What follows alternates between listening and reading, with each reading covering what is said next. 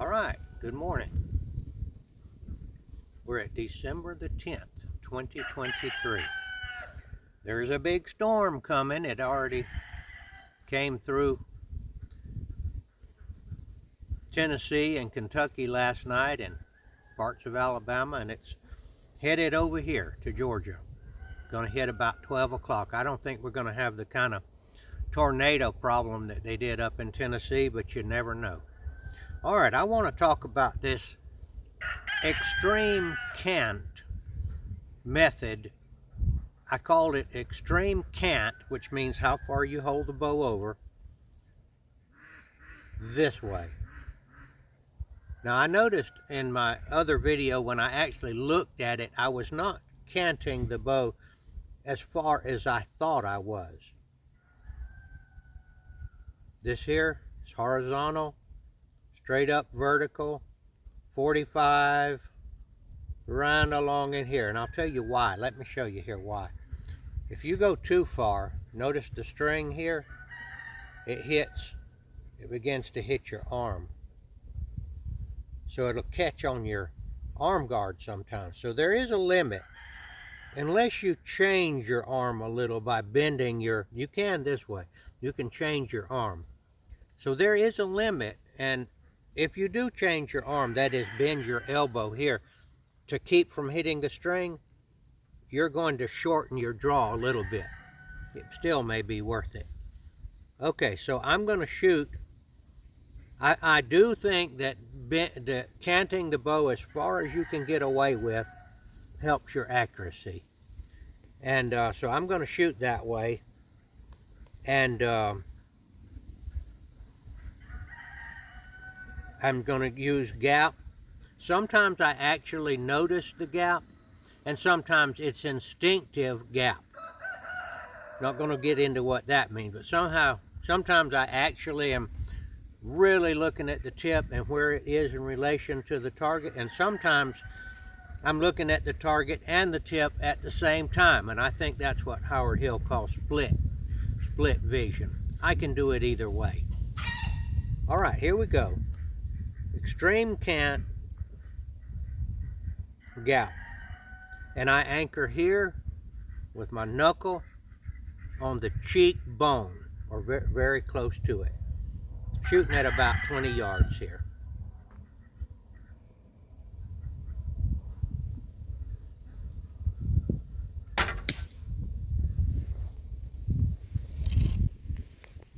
All right, I just proved something. I proved that I can miss. All right, I shot low. Okay, we just go right on with it.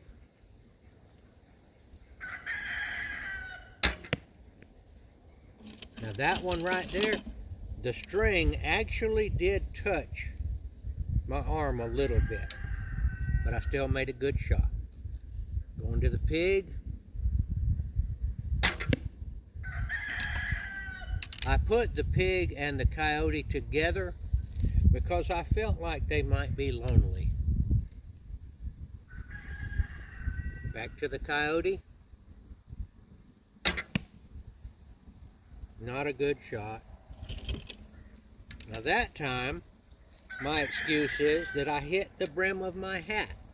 And that's something that I do not do properly, is I do not turn my hat around. And if it hits the brim of your hat, it's going to throw off your concentration.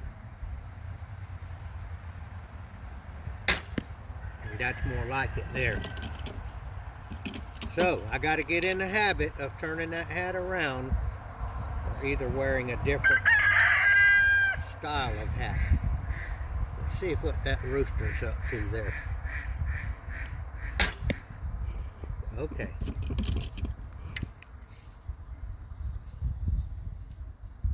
I enjoy shooting this way. I feel like if I was in a real shooting situation, that laying the bow over as far as I possibly can will help me, because it also gets the arrow closer to your eye. All right, having fun shooting this morning the Howard Hill longbow, Wesley Special 50-pound draw weight. The name of my bow is olive oil. Olive oil in the Bible signifies the Holy Spirit. So this is olive oil. I'm going to shoot her again.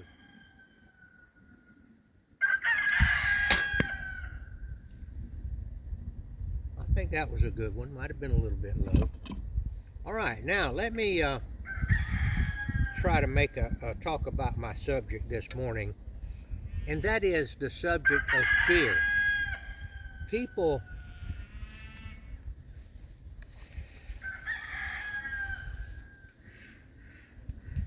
sometimes are afraid of fear. Well, I guess fear is being afraid. And just let me read it.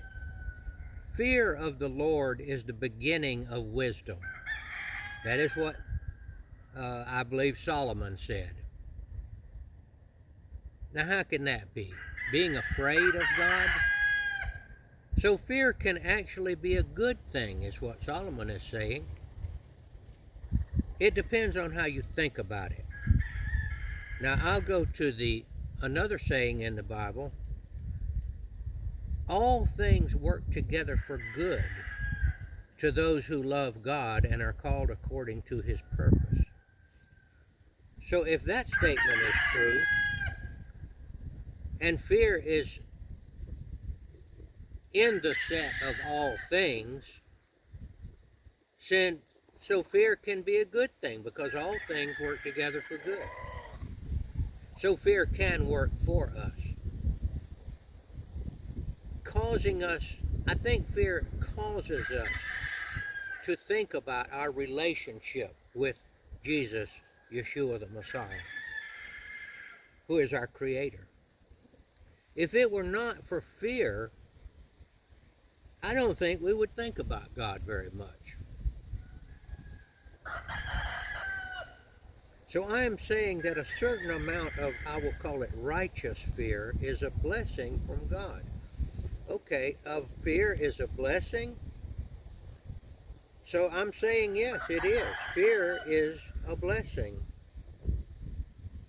And like I said, if we don't fear, that is, fear God, then we're not going to pay any attention to God. Well, I don't even think we'll think about God. So I think we should embrace fear. I'll call it righteous fear. Now, King David in the Psalms expressed his fear many times. If you'll look at the Psalms, he goes back and forth from lamenting over the miry pit, which is the grave. That's what David feared, the grave or death, the miry pit, the miry clay in the pit. Then David would write another psalm extolling the joy of God, which would be kind of the opposite of fear.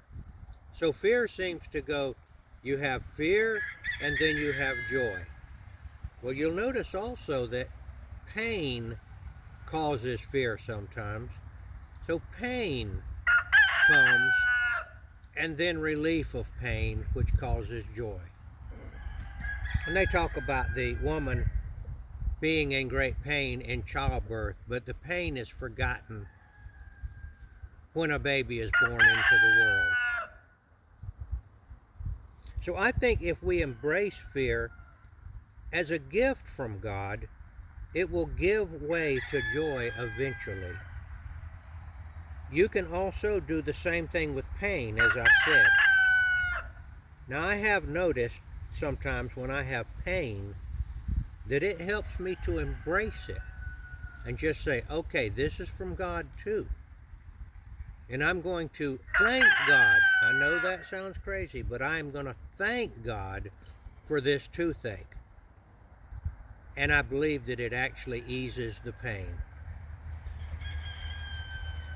We know that pain, when it goes away, brings a different set of emotions or feelings, that it is we feel joy then.